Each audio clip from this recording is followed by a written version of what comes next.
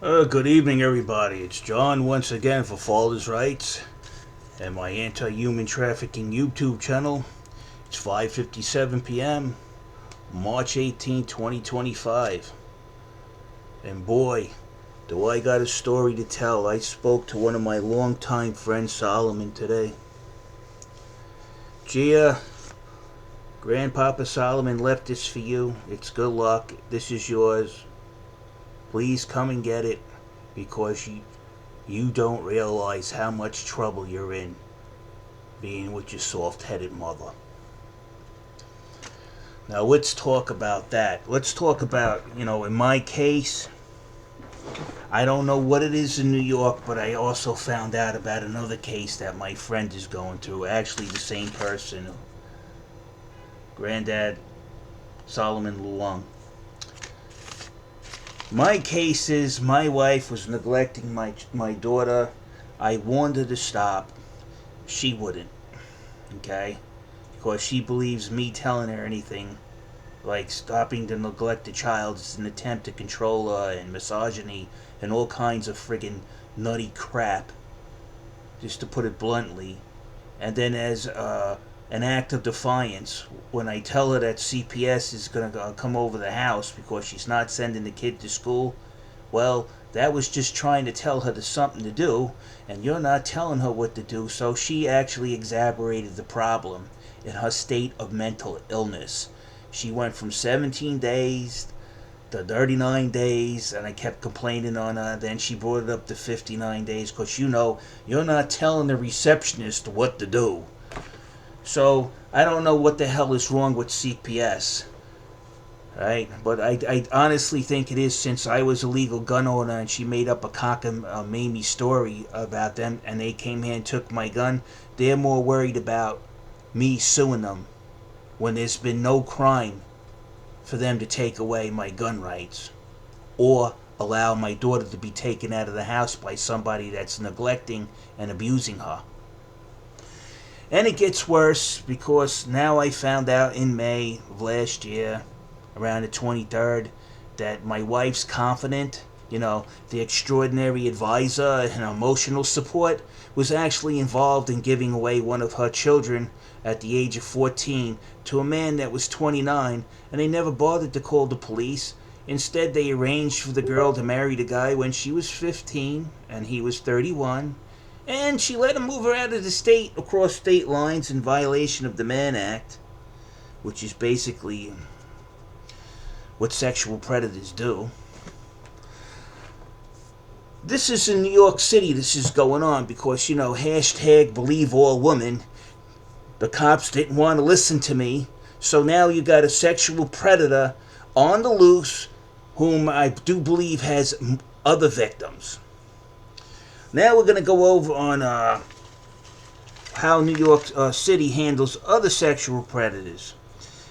Granddad Solomon has a daughter who's married to a very nasty character, and unfortunately she loves him. Well, this guy was separated, and the wife had an order of protection against him, and he sexually assaulted her. That was once. They let him go.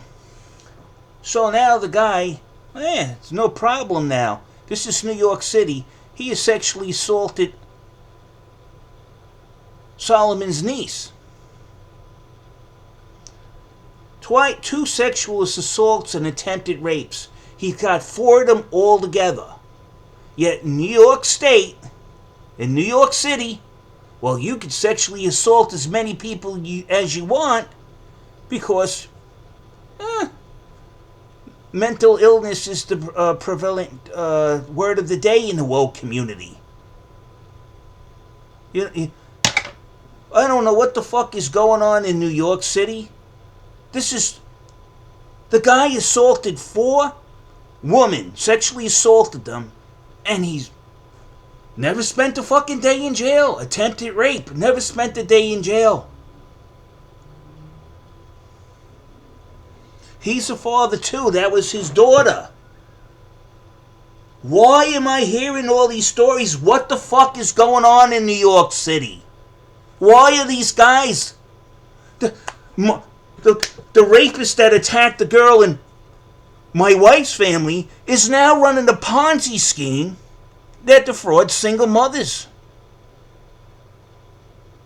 What the hell is going on? They can't. Oh wait, they can't be bothered. Am I the wrong race? What's wrong with New York City? Nobody comes to question you. Oh no, don't listen to him. He violated an order of protection. You know, there's a case with John Mello.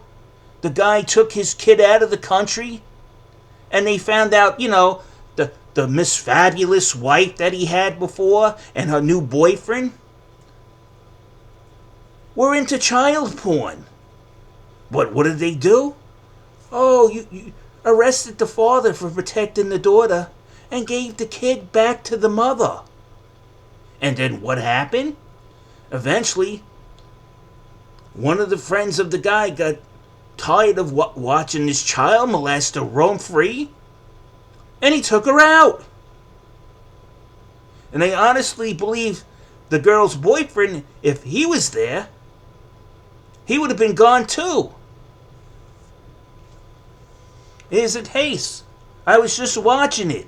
Why do they always believe the woman when the woman is doing the worst things possible to the child? And if the father says something, these deviated, sick reprobates, including my wife and her family, just create a lie and fraud you into jail when you're trying to protect your daughter from the reprobated behavior of her family, in which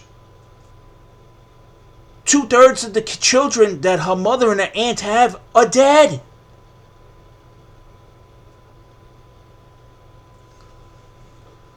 This is New York. This is New York City, people. New York City, the most advanced cosmopolitan city in the world.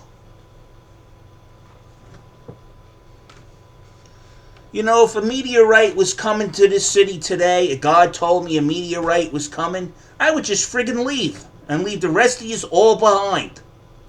That's how bad it is. This evil is just running rampant. It's not just me. How could they let somebody go that sexually harassed my good friend's daughter, and then he went on to sexually molest my friend's niece, and then 2 other people on the job? And he's never spent a fucking day in jail. And on that, I'm out of here. Get out of New York if you can. This place is doomed. It's cursed.